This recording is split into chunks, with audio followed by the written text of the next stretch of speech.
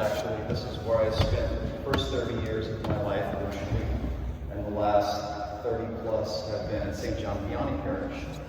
But I'm still very devoted here to Five Winds Church, and actually my wife and I help run the soup kitchen that we have here 6 days a week.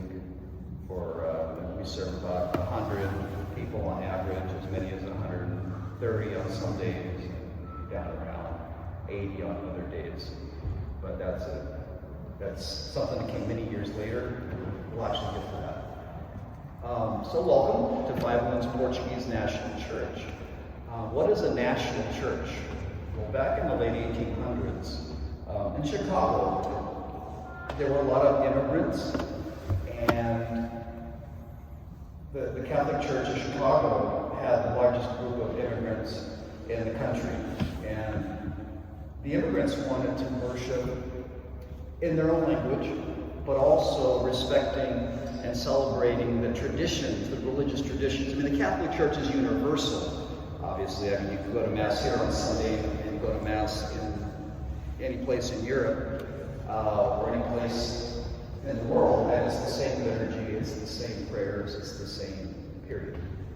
But ethnic minorities, immigrants, want to bring the religious traditions that accompany their Catholic faith in their country of origin, in their new country here in the U.S. So national churches started being allowed in Chicago, and they started popping up elsewhere, where the Vatican would approve them. And the local diocese obviously gets the first say, and the Vatican has to approve them. This was a national church because a lot of Portuguese came here to Santa Clara Valley, and initially they would worship at other churches before Five Winds, like Santa Clara has had and still has a good-sized Portuguese population. They would worship at St. Clair's Church. St. Martin of Tours came online at about the same time as Five Winds. Some Portuguese attended Mass there, some down at St. Patrick's, some over at the cathedral, which is called. Now it's a cathedral. Before it was St. Joseph's Church. Now it's the Basilica Cathedral of St. Joseph. Cathedral Basilica, I forget the order of that. But the origin story is there was a priest from the Azores. Most of the Portuguese you'll run into here are from the Azores. Except for my sister-in-law, she's from mainland Portugal, and her family. But all kidding aside, most of the Portuguese you'll find immigrated to the U.S.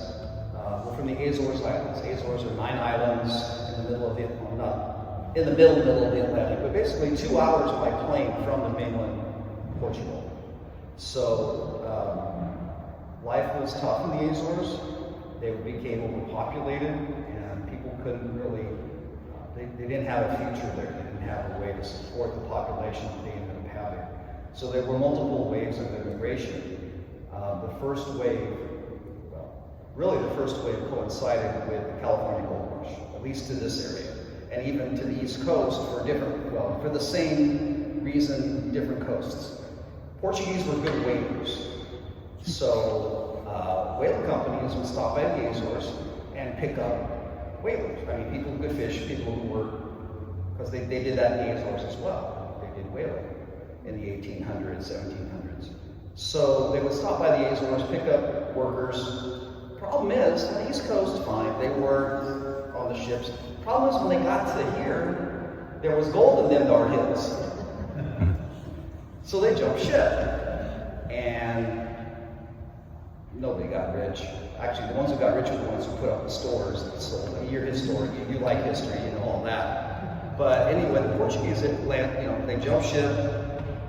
Some actually went into business, some were smart. Went into different businesses, even finance and things. We'll get to that too. But, so there are a lot of people who get here, starting around the gold rush, and they would say, write home and say, hey, come on, there's opportunities here, possibilities here. So they started immigrating back in the 1850s. Well, that continued.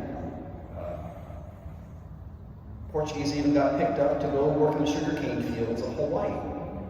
And once their contracts ended, they came over because there were opportunities in the East Bay, factories and shipyards.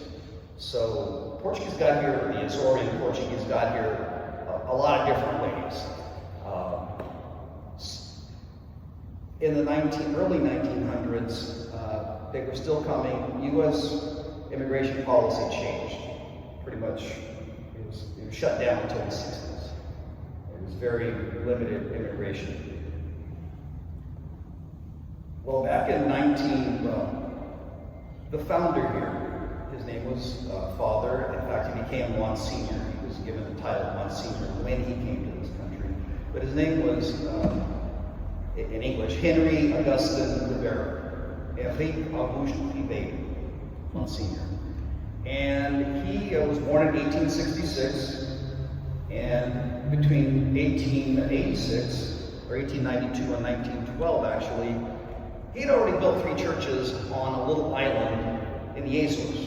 Actually, one of the lesser, second least populated island in the Azores today, by today's population standards. I don't know what it was back then. But he wanted to raise money and build churches.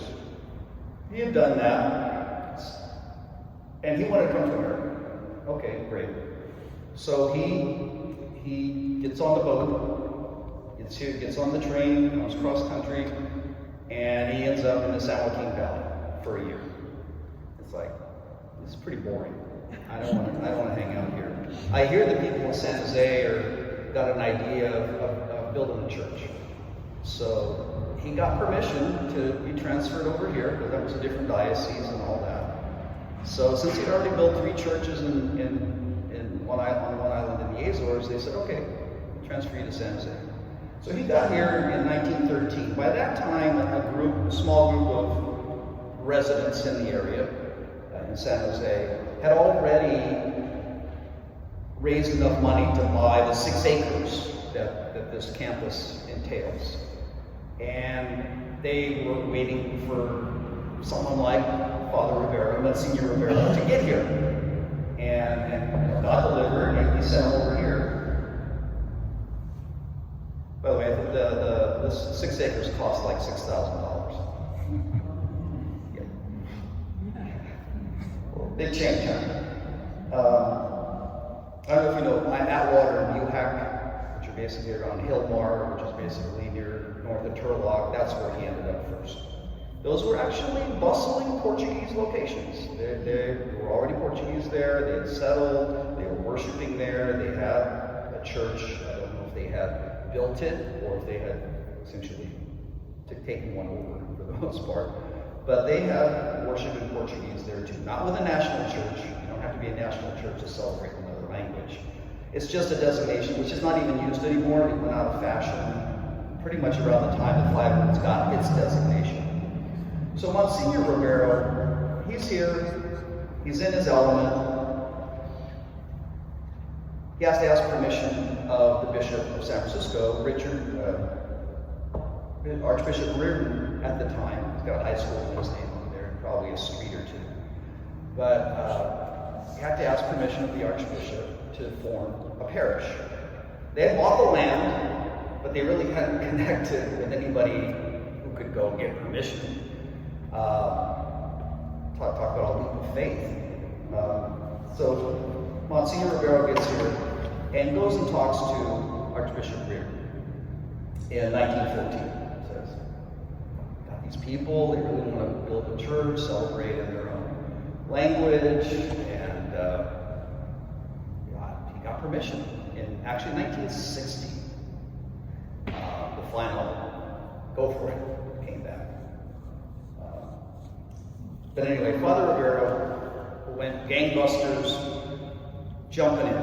Well, he was a smart guy, kind of a sly business person.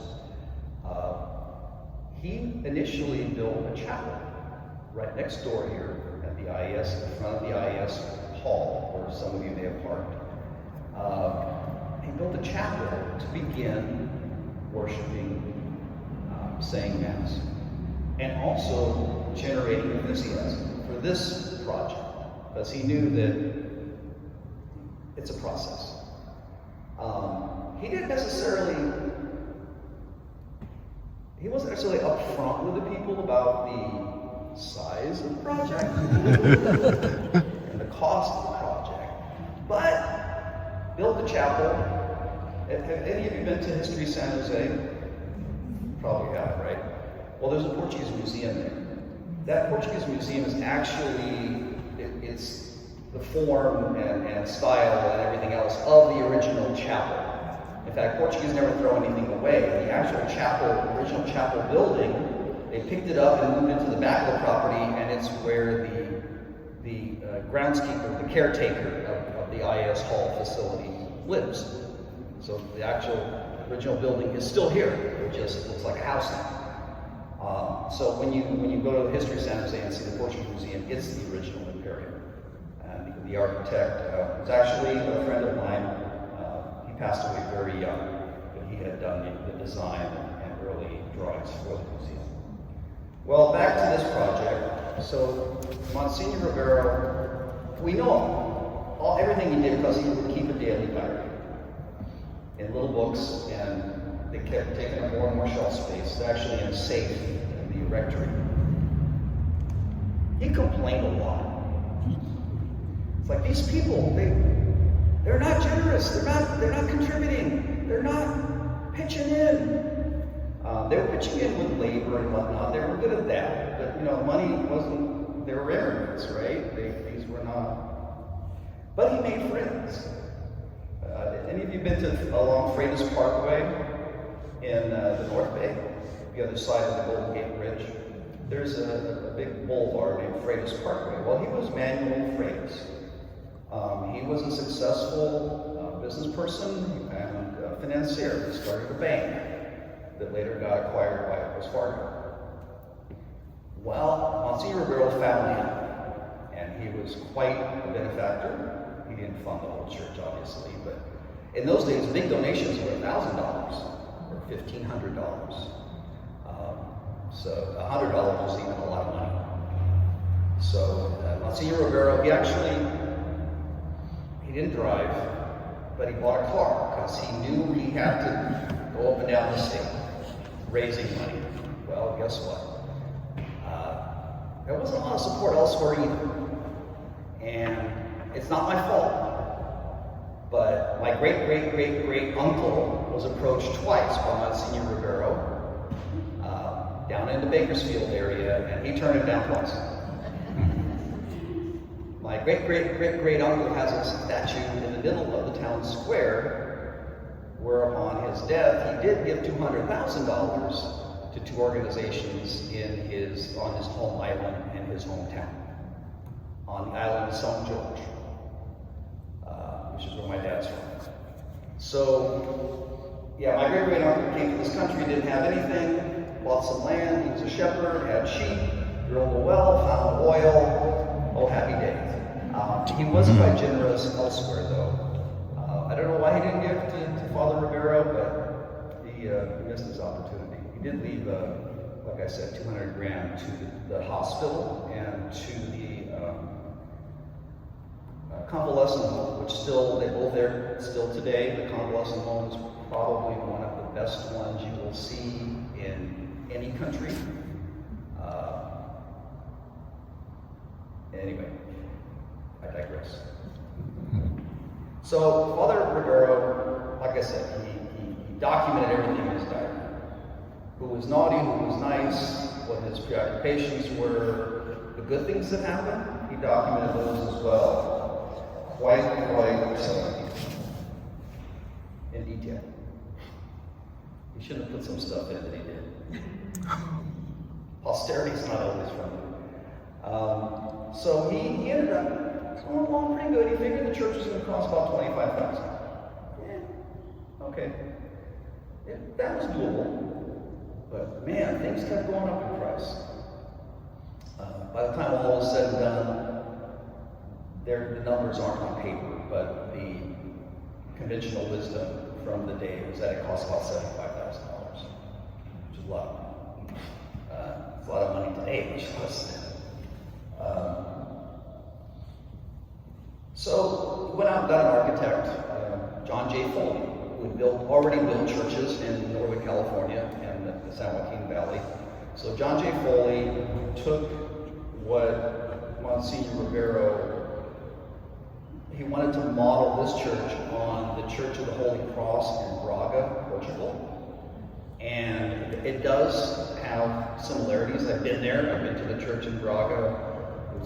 Attended a great concert. They're having a concert there the day and night that we were there, so we went to the concert. Beautiful acoustics. There's a lot of echo in this church. There was a lot of echo in this church in 1918 when it opened. And that was one of the things Father was, because there were no microphones. And when you're talking without the mic, I mean, you got enough echo with the mic, and we have a system that's tuned to the seats. Somebody's working on it right now. But that was very impactful too. John J. Foley designed it, and it does bear resemblance to the church in Braga. It's not totally what Monsignor Rivero envisioned, because he didn't have money to do everything he wanted. For instance, he wanted a bell in every opening of the towers. So 4 openings, 4 bells, 8 bells total in the 2 towers. We're actually trying to do that now, 112 years later. We've got an architect and done the engineering. It should support 4 bells. Another thing, he wanted a clock up in the arch there above the big window, the big stained glass window. He wanted a clock. And I think we've given up on that, at least for the time being, focus on one thing at a time in the city of San Jose. For instance, we wanted to put a nice awning over here to shield people when we did the ramp from the rain, so they could put their umbrella away and whatnot. People when they push the button to get the doors to open automatically, they would be shielded. Well, beautiful thing. We designed perfect for the church. However, at the time, we didn't know that you can't do that with historic buildings. If you want to do something, it has to be ugly. It can't be attached to the building. And we figured, no, we're not going to put something ugly there to detract from the otherwise beautiful church, so we left it unshielded, unfortunately. So Monsignor Rivero went along, fundraising in 1915. Something else happened in 1915 that was interesting. Before Monsignor Rivero ever got here, they were planning for the Panama Pacific Exposition in San Francisco.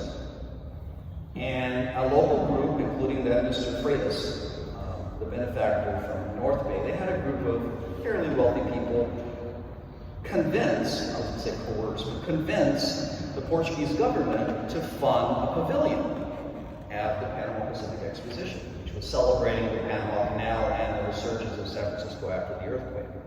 So they managed to get the government of Portugal to pony up, and they had enough problems at the time. They were going from a monarchy to a republic, so they had all kinds of problems over there anyway. But they managed to get them to pony up to build a pavilion up here. That's all well and good. Well, Monsignor Rivero, as I said, Portuguese don't throw stuff away. When the exposition was done, basically the World's Fair, when it was over, he telegrams or writes the government of Portugal saying, hey, can I buy a building?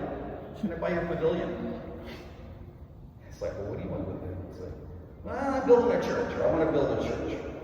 So Monsignor Rivero got to buy the pavilion. It was a big building. He bought the pavilion with the stipulation that it had to be gone in 2 weeks. Wow. Never underestimate Portuguese people. He bought the building for $200, and he was quite happy with himself because he said the stained glass windows alone were worth $1,500. So he made a good deal. Those windows are right up here. They came out of the Portuguese pavilion building.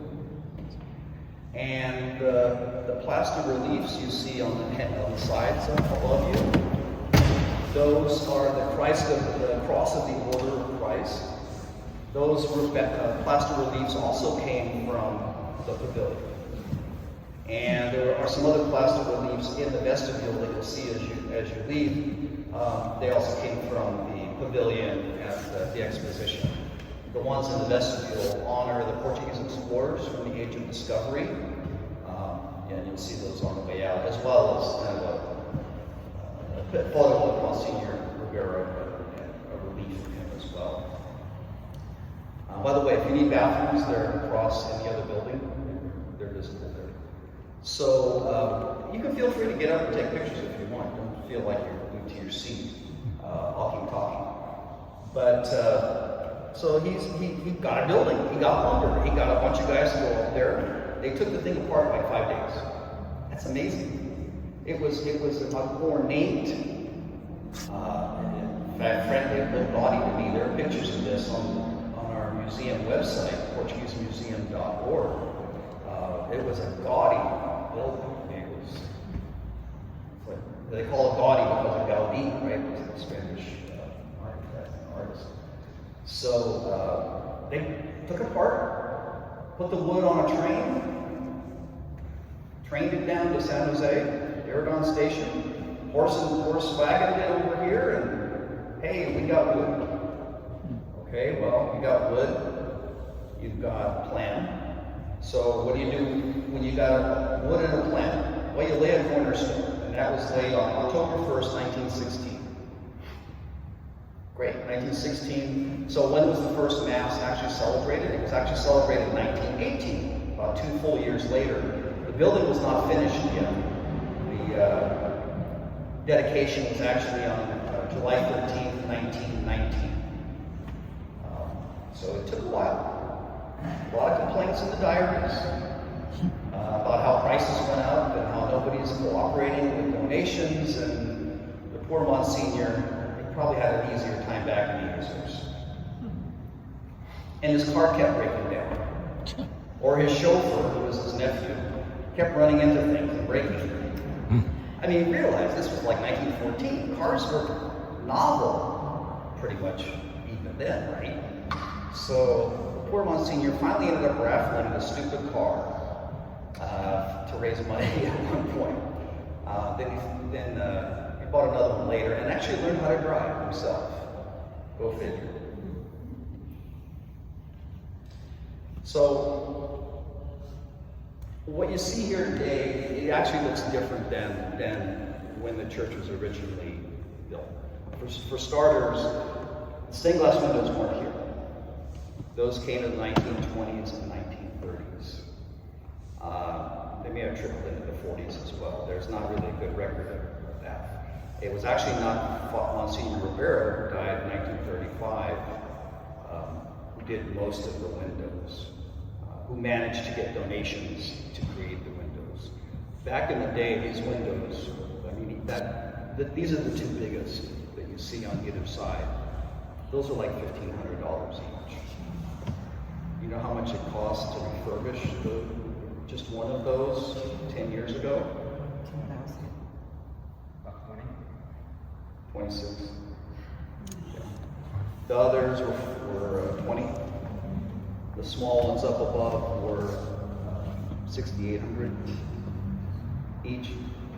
So we refurbished the stained glass with the heat, the UV, air conditioning, because air conditioning changes the pressure. So those things aren't meant to move.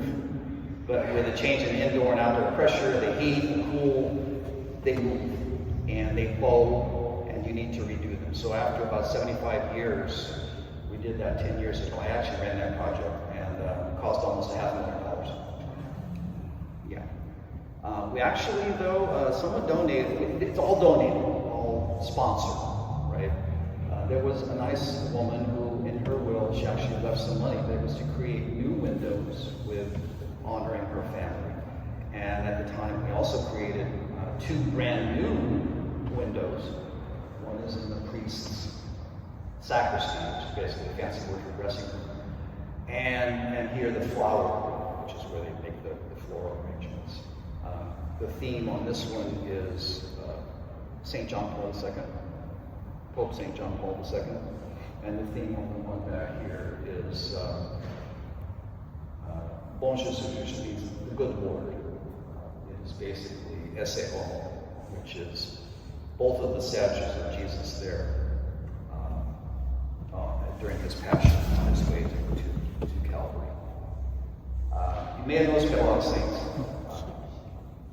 Most of these saints, well, I would say let's say most of these saints were originally equipped in 1919 when the church opened. The oldest one I have found is the one you passed by on the way in. It was, that is our Lord taken prisoner, being led to Pilate and to Caiaphas. 1925, it was created in Braga, Portugal.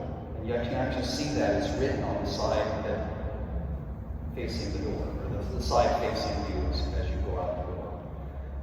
So that's the oldest one, I believe. Others are from the 1930s. I've seen dates in the 1930s. Not all of them are dated. That one happens to be wood. Most of the older ones are wood. As time progressed, it is when they got into plaster. So that's how that progressed. So the windows are extremely ornate. I mean, there are pieces that are like 1 inch square. So that's why they cost so much. In comparison, St. John Vianney redid theirs, and they have larger panes that create the images. They were, I think we did about 20, I think we have 20 up there, and the whole total was like 140 grand. 140 grand are, these two plus, half a dozen of those, the larger ones there. Looking up at the ceiling, above the altar, you see frescoes. Those frescoes were painted by an Italian artist, priest Italian artist named Casey. That's his last name, Antonio Maria Casey. He studied at the Vatican School of Art. There's this guy in Italy in the early 1920s named Mussolini, and the priest figured he needed to get out of town, out of country, and came over here. And he had a brief stop here. He was not pastor or anything. Pastor was Monsignor and subsequent pastors, Portuguese. But hey, Father Rivera was like, hey, you want to come paint for me? And he did. So those are frescoes. You know how frescoes are created. They're not just paint, they're painted plaster. But Renaissance style, as he was trained at the Vatican Arts. So the altar, where do you think the marble for the altar came from? The altars around you. There are 11 altars here. Pardon me? It's a good choice. Portugal? No.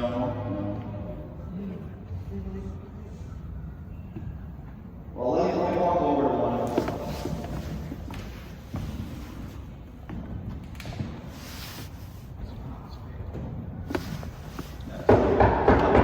What does that sound like?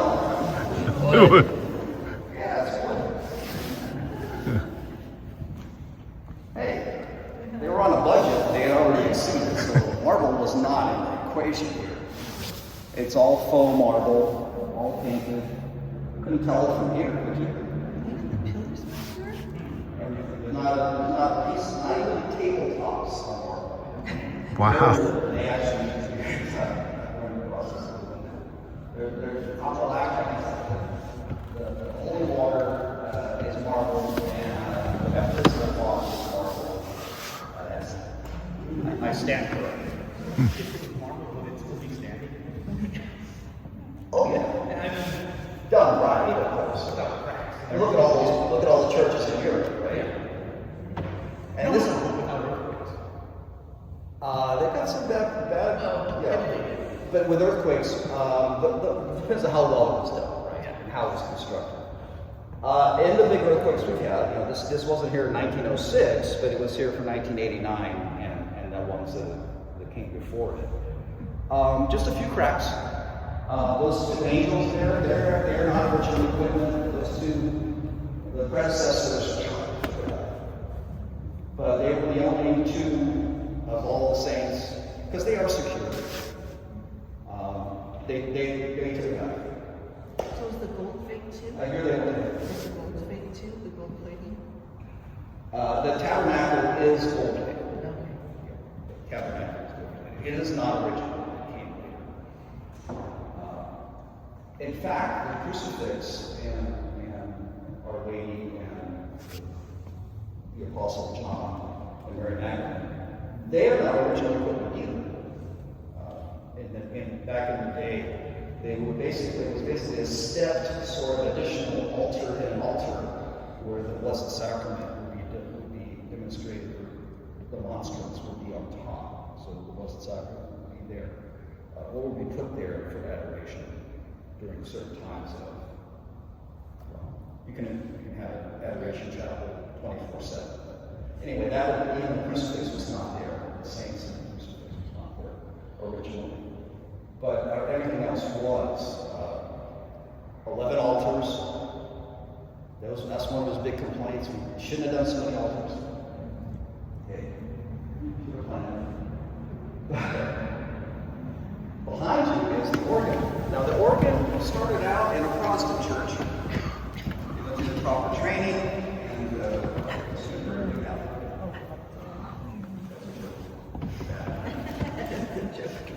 But it was brought in by 1929. It was purchased and brought in by 1929. It has been refurbished. It's used weekly. It's beautiful. That's one thing about the Catholic Church. It's a great big refurbished. And we have concerts. In fact, there will be another one on the the Sunday after the second Saturday in June, where the Mission Chamber Orchestra will be here. We brought artists from Portugal. We even have the local Portuguese band. We have 3 within throwing distance from here, which is part of what you can learn if you go to PortugueseMuseum.org or History San Jose and the Portuguese Museum. There's too much history to cover. You've got 100 years plus of history of the Portuguese community. Father Rivero, I mean, he's all, like I said, he's kind of conniving. He wanted to build a church, but he wanted a town to be built around, a Portuguese town to be built around the church. And he got his wish, because once the church was here, it anchored everything. When this church got built, there weren't enough neighborhoods here. There was one house across the street, which is actually still there, but it's been incorporated into one of the retail buildings. There was nothing here. This was East San Jose, which was incorporated to the city of San Jose in 1911. So this was part of San Jose in 1911. This was Allen Rock Avenue out here. Allen Rock Avenue started at Santa Clara Street, ended at Coyote Creek. So this was all Allen Rock Avenue, all the way up to the park. And the train went up and down Allen Rock Avenue from downtown all the way up to Allen Rock Park. And the rails are still under. That's why the crown in this road, the street out here is so crowned, is because they didn't take them out. When they widened the freeway, I lived just a block away. When they widened the freeway in the late 80s, early 90s, I was watching them take out railroad ties from Santa Clara Street and Allen Rock on the other side. So, yeah, that's why the crown, pretty much all the way to downtown, is very pronounced. So yeah, the organ came in after. What else came in after? A lot of saints. I mean, most are original equipment, but a lot came later. Back in the grotto, there's a grotto in that corner, and you can wander around and look at it. That's a grotto for Our Lady of Lourdes. Lourdes is in France, not Portugal. So why does the Portuguese National Church have a grotto honoring or in devotion to Our Lady of Lourdes? It's quite pretty. You should honor. We'll give you some time to wander around, take photos close up. Why in the world would you have on Our Lady of Lourdes? Because it was 1916 when they were building this, and Our Lady of Fatima didn't appear until 1917. And obviously, it took a while for it to be verified and whatnot. So that's why Our Lady of Lourdes is back there, not Our Lady of Fatima. She is back there, which used to be, originally was the baptistry pass it on your way out, it is now the baptism is done. But I was baptized in that X number of years ago. My children were baptized in that. And our oldest is 40. So that changed. I mean, baptism is done here. But Our Lady of Fatima is there, not as grand as the grotto to Our Lady of Lourdes by any means, but obviously she has a prominent place here in the church as well. Earlier on, I talked about bringing or allowing or facilitating immigrants to not only worship in the Catholic faith, which is universal all around the world, but also carry their traditions and celebrate their traditions in their new country. Well, here, some of these saints go for a walk in procession on Good Friday and a few other times. Not all of them go at the same time. Good Friday is the largest procession, probably involves about 6 of the saints. They get them and put them on carriers and actually carry them, like you see in Italy and you'll see in Portugal as well, on their shoulders. I've done that. The heaviest statue, I did that when I was young. The heaviest statue is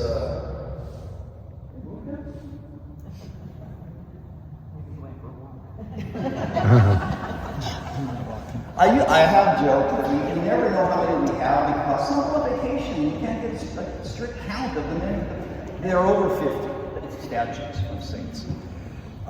Actually, the saint is Jesus tied he's tied and then tied to the wall back together. That's it.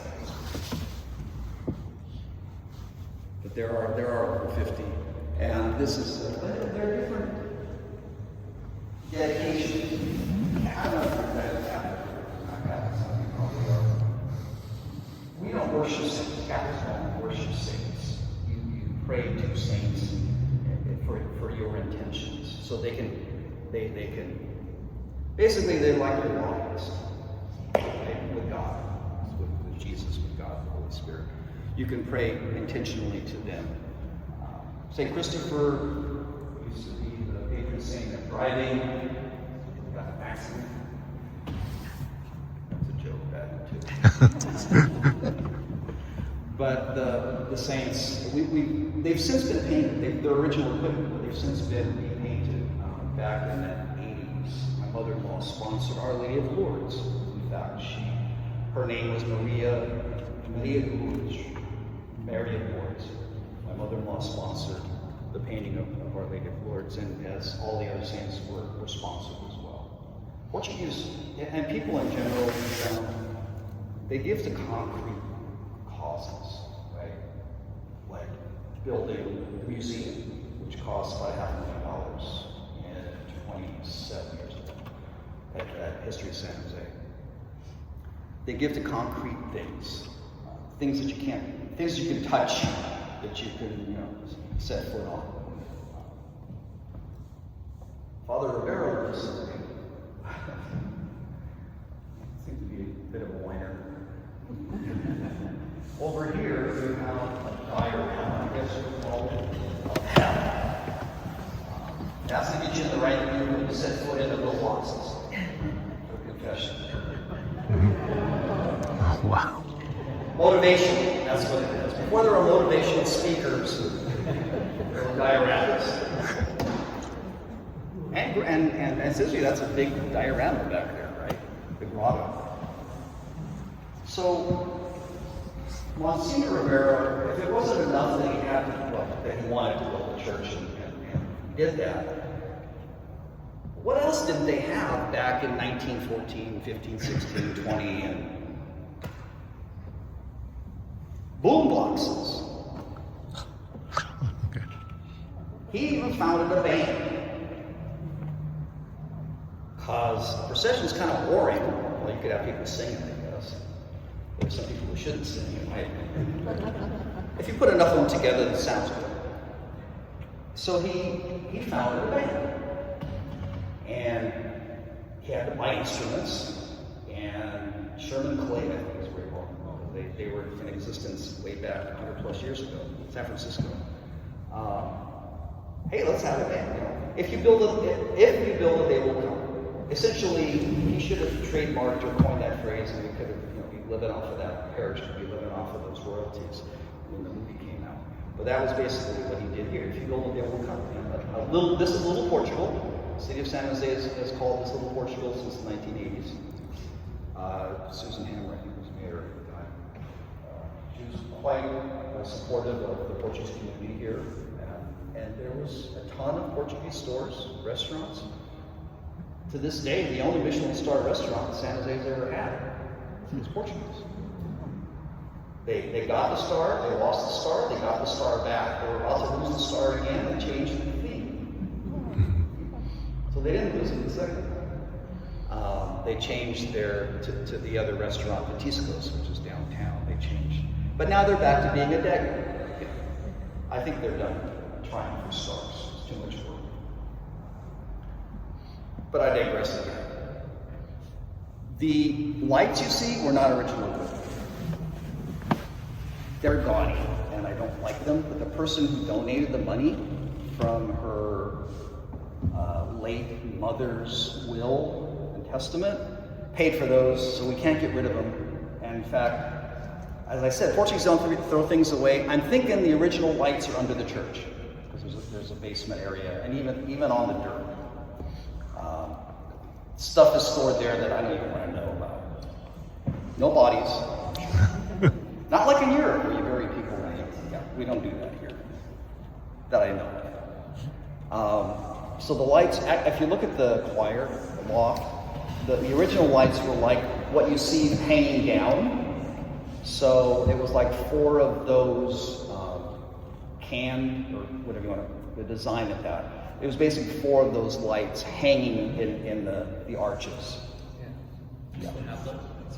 Like I said, they're probably under the church somewhere.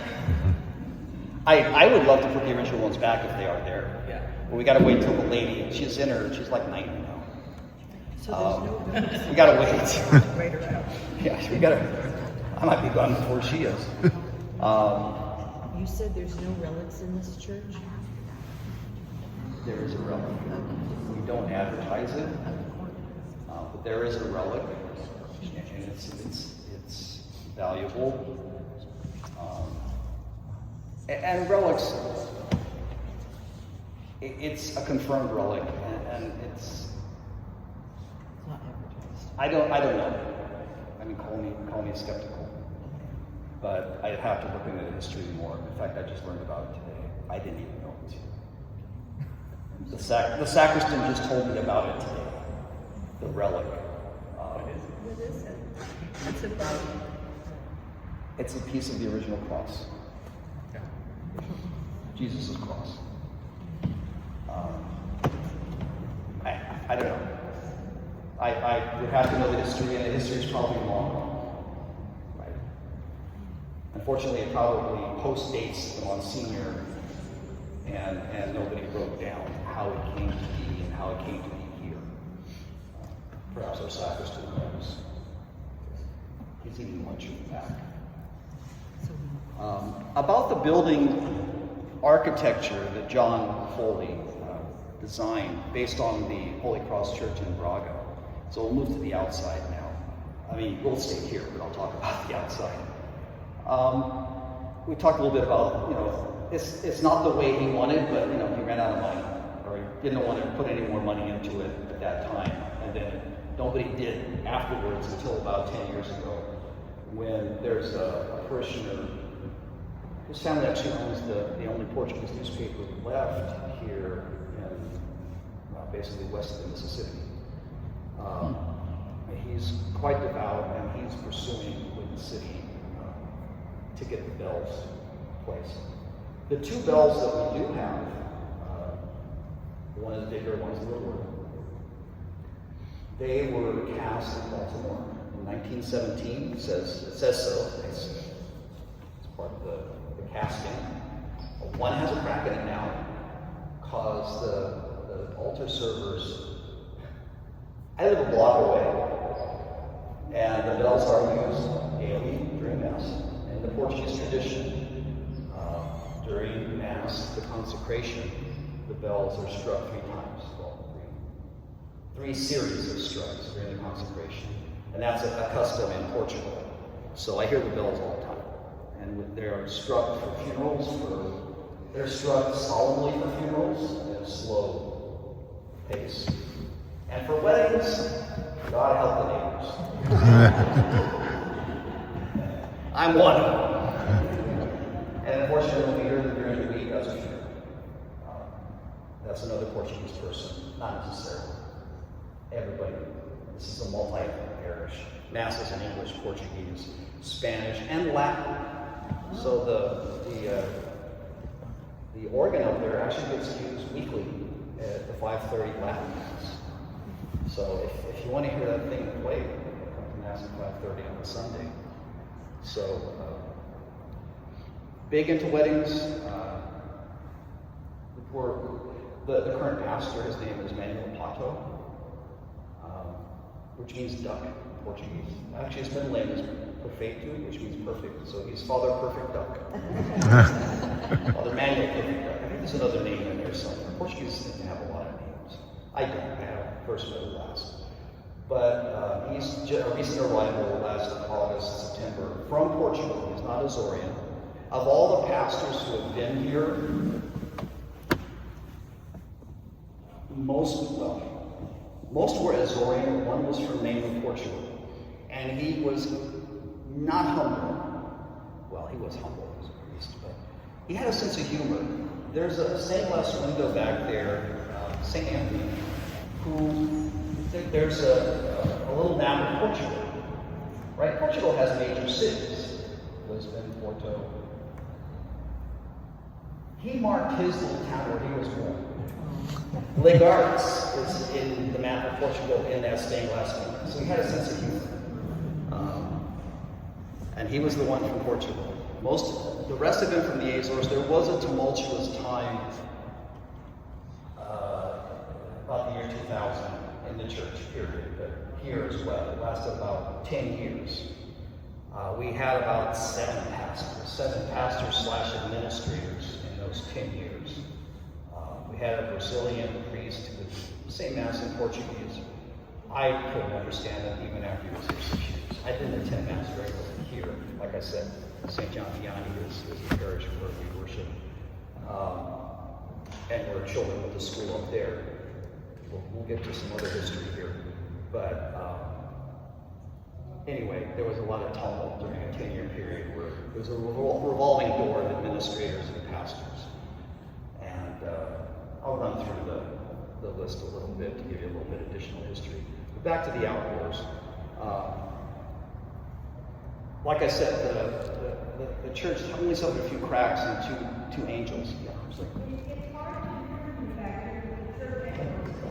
it is, and the sound guy is, where'd the sound guy go? Anyway, take note that it would be some adjustment to qualify the echo. I think you just listen. Anyway, I'll hold you a little bit. Yeah, the echo is like Monsignor Rivera said, 110 years ago plus. The echo's a problem, and they didn't have a mic set yet, so he was yelling. And it is difficult to speak to someone 10 feet away and hear. But yeah, there's some definitions back there. I think he's got a little work to do. How about now? I can't even hear myself.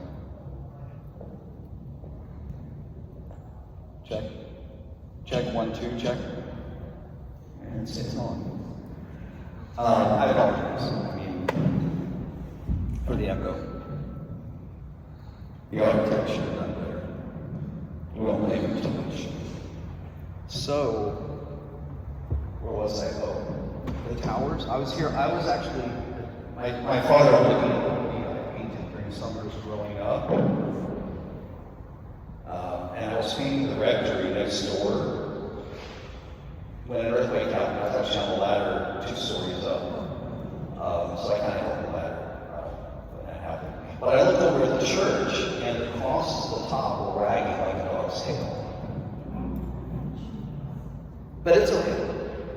because, like the Statue of Liberty, that's tin up there. That's not masonry. That's not block. That's not stucco. Well, there is stucco up there. But the red part you see, that's tin on a frame. And the parapets or where you can stand on, that's tin as well. In fact, pigeons are the worst thing. They really, really are for this church. Because their stuff is acidic, it eats through the paint, it eats through the tin, and it needs to be fixed. And we did that about 10 years ago. 10 years ago, the parish put about $1 million at least worth of repairs. Between the windows, the paint job, the organ, even some work on the rectory house, which was built in the late 30s. It was not the original. The original was Victorian, then Father Rivera carved it in.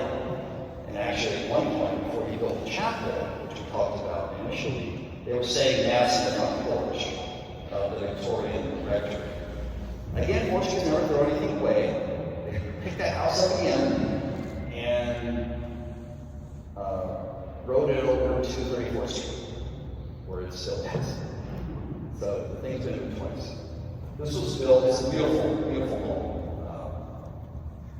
Not built on Monsignor Rivera, like I said. It was built by Father Porto, I believe it was. There used to be a breezeway, and it didn't have one of the things I forget which one, didn't like getting wet in the rain. So he had a bit of breezeway built. It was really pretty. The problem is, where we are today, we had 7 homeless people at one point living in the breezeway. And that wasn't a great thing. Some were mentally unstable. So about 12 dozen years ago, we tore it down. But again, we don't throw anything away. We kept the Spanish tiles, and we reused them in the patio that we built for the soup kitchen for our lunch program. We feed people noon, 11 to noon daily. We built a nice, beautiful patio covering, and the bishop tiles are on top of that. So, like I said, we're not throwing anything away. We still have some of those tiles stored in case we break during re-roofing. But, so yeah, that's 10. That's very light. And like I said, the architect, the engineer says that we can put bells up in the openings as was intended by Monsignor Ribeiro.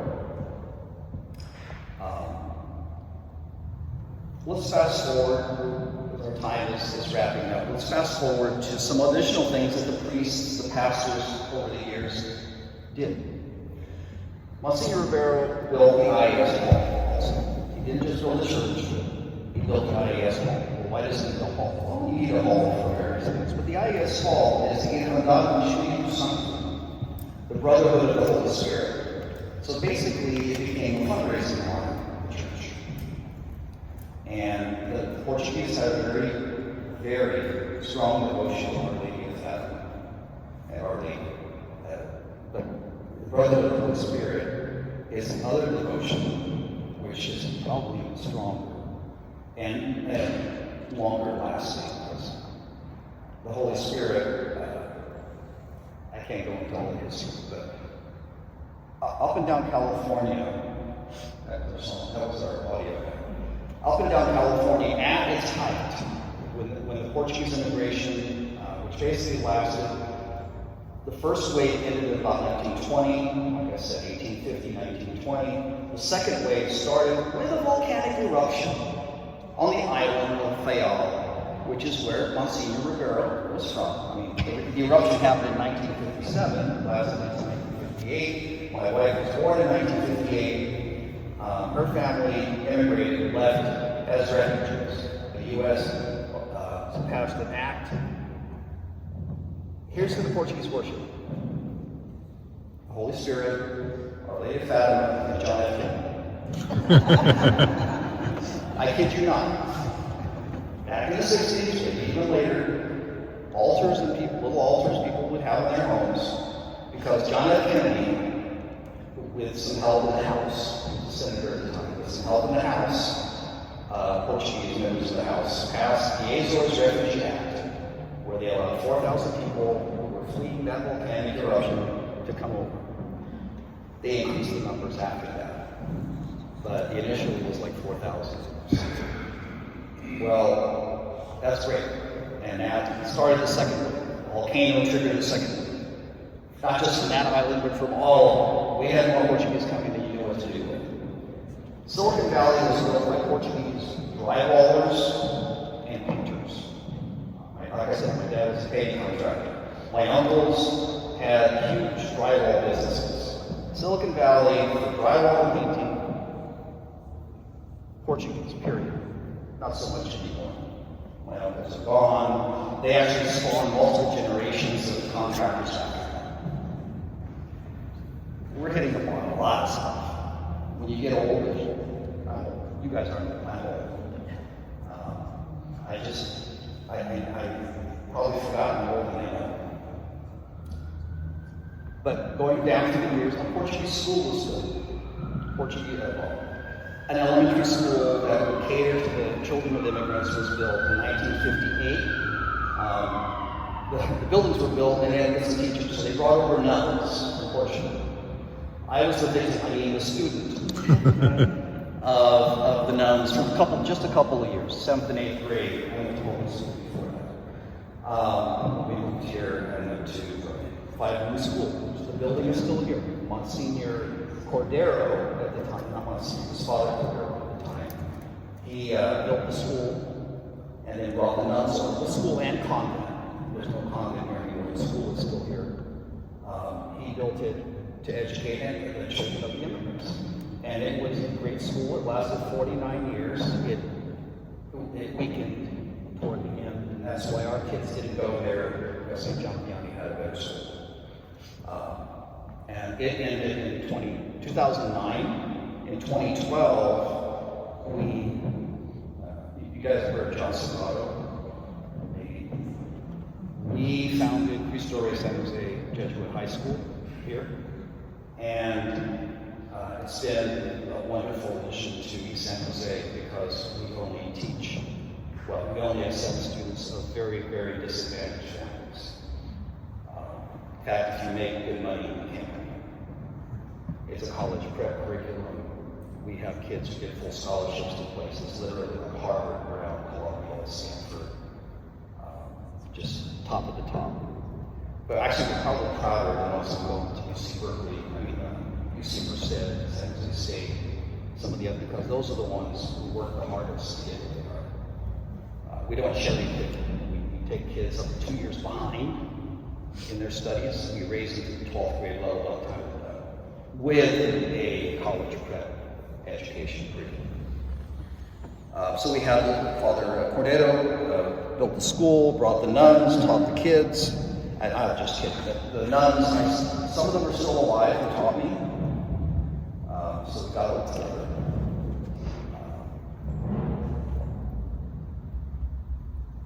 I'm tired of talking. You're probably tired of listening. We hit a lot of stuff. It's 100 years of history. So, after things start, I just look around the room and there's just everything to talk about, right? Unfortunately, there are also sad things that we need to talk about sometimes. And that is Christmas Eve. Christmas Eve here, there was Mass about to start, and a mentally disturbed gentleman got up and was yelling and started hitting things. He actually broke a couple of panes of the windows and the doors. They're being recreated now, but that's a 100-year-old glass. And he was arrested a couple days later for attempted murder because he hit someone over the head in a homeless encampment down Tully Road or Capitol Expressway. Hit somebody over the head with a pipe. He did not kill anyone. My nephews were here in that to celebrate Mass, and they went out and ushered the guy away. But he was dangerous. He was a dangerous guy. Lucky worse didn't happen that day.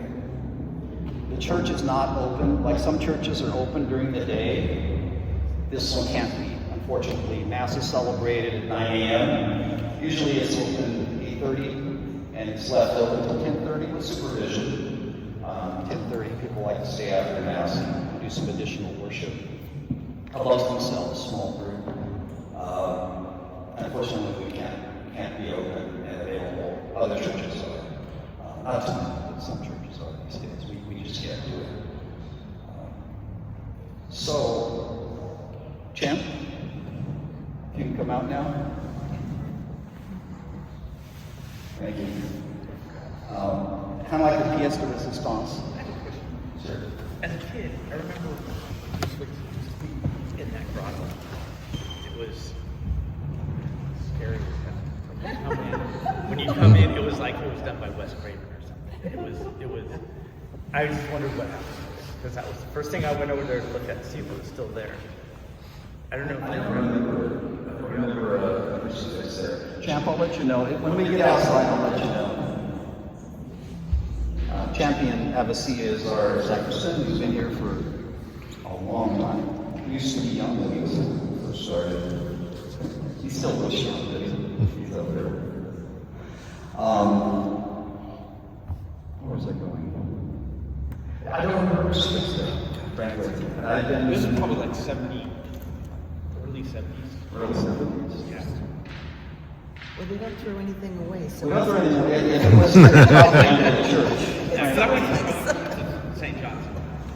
But unfortunately, occasionally my grandmother would come here to meet someone, another old lady or something. A friend of hers, you know. Yeah, we have plenty of old ladies. Unfortunately, bells toll too many times during the week now. Yeah. In fact, the nice lady who cleaned the church, she was 79. She passed away suddenly last week. So she'll be missed. Fatima Williams. Well, Williams is not Portuguese, but she's Portuguese from St. George Island, the same village as my father, as a matter of fact. And her sister, who is older, who is right across the street. And she's about probably 9 or 10 years older. And she's still alive and living across the street. Can I answer any questions? It was a hodgepodge of a lot of different history and vignettes and bad jokes. But I hope you... Is that also a statue of Our Lady of Fatima? Yes. White? Yes, right here, self-standing. This one actually, it goes out in procession monthly between May 13th through October 13th. As the celebration period for Our Lady of Fatima should appear every month. Not necessarily on that day, but the 13th is when the procession. And like I said, Good Friday this year is the third, yeah. In the evening, there is a Mass and a procession that will process down the sidewalk, through the IES Hall parking lot, back around Five Winds Lane, and then back around and back into the church. And that's been celebrated since day one, essentially, or year one. And the Portuguese marching, one of the Portuguese marching bands actually participates with funerary music in procession. So that's why the bands were basically created. There have been 2 waves of bands. The second wave started with the second wave of immigration. We just celebrated the 55th anniversary of the oldest of the local 3. There's one in Santa Clara as well. We just celebrated the 55th anniversary. And that band was founded by Reverend Father Charles Macedo in 1971, because at that time there were these processions, but typically they had literally like a guy with an accordion playing and singing. And Father Macedo, who was still a fairly young priest at the time, said, "Nah, we've got to fix this." So he got together his buddies, my dad was one of them, and they raised money and started that Portuguese band. And from that, 2 others started because people have tiffs and whatnot, and they want to break off, and they started 2 more after that. In 1971 is when the oldest one. In fact, the nickname is the Old Man. I just learned yesterday, reading through again some of my notes, the band that Monsignor Rivera started is also called the Old Man. The nickname. It was kind of interesting. And but they know that. Tell them. So yeah, you've got to accompany yourself, your processions yourself with marching. And we have some quite accomplished ones, actually. They've been all over to the various Portuguese enclaves around the U.S., and they've actually participated in large festivals in the Azores. The Azores, as I said. So the wooden statue is the only piece from Portugal, you would say? No, most of the statues, especially the original ones, stay in Portugal. Even the plaster ones later on came from Portugal. I mean, some of the, Our Lady of Guadalupe, she must be on vacation because she's not here anymore. I don't know where she went. She actually was donated by someone not 2 years ago. She's actually awesome, which is fine. It was beautiful. It was plastic. It was a beautiful statue. But I would, those are plaster, for instance, most of them here are plaster. The newer looking ones are plaster. You can tell by their bases, essentially. This one's still got a wood base. So I would think that that's wood. These, they look like plastic bases, so they're newer. That one there is definitely wood. In fact, it's cracked. It's cracking. You can see that it's dried out over 100 years with the expansion and contraction. Any other questions? Over here, Yes. are these the original pews? They are. They were refurbished I about. wasn't done. Okay. And is this the original floor? No, the floor was donated by Mr. and Mrs. Antonio and Gina Furtado. What was it before? Very just simple wood. It was just simple wood, and it had like a linoleum overlay on the idols. But it was very, very simple. And I'm looking at the damage to these pews, at least this one here, is ridiculous. And these are the original? They are the original pews. They were redone about 5 years, not even. And I'm just appalled. Like I said, I don't worship here regularly. I am appalled at what I'm seeing in these pews. The damage. It cost $60,000 to refurbish these pews. That's amazing. That's just unconscionable. Sorry. Any other questions? I'm going to lean out the front door so you can see. Oh, actually,